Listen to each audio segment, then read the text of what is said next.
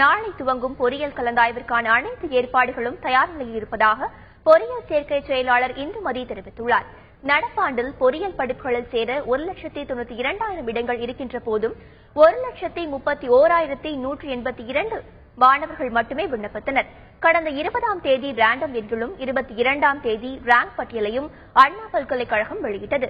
இதையடுத்து விளையாட்டு பிரிவின் கீழ் விண்ணப்பித்த மாணவர்களுக்கான கலந்தாய்வு நாளை காலை துவங்குகிறது. நாளை மறுநாள் 25ஆம் தேதி மாற்றுத்திறனாளி மாணவர்களுக்கான கலந்தாய்வும் 27ஆம் தேதி முதல் பொதுப்பிரிவு கலந்தாய்வும் நடைபெறுகிறது. இதற்கான அனைத்து ஏற்பாடுகளும் தயார் நிலையில் இருப்பதாக பொறியியல் சேர்க்கை செயலாளர் இந்துமதி தெரிவித்துள்ளார்.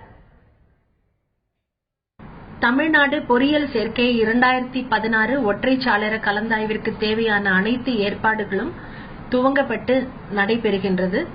கலந்தாய்விற்கு வருகை தரும் மாணவர்கள் மற்றும் பெற்றோர்கள் நலனுக்கான வசதிகள் அனைத்தும் தமிழக அரசின் மேற்பார்வையில் சிறப்புற மேற்கொள்ளப்பட்டுள்ளது.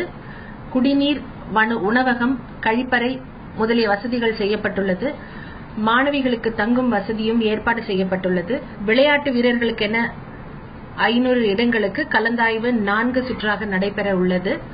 அனைத்து மாணவர்களும் தங்கள் அழைப்பு கடிதத்தை அண்ணா பல்கலைக்கழக இணையதளத்தில் இருந்து பதிவிறக்கம் செய்து கொண்டு வரும்படி கேட்டுக் கொள்ளப்படுகிறார்கள்.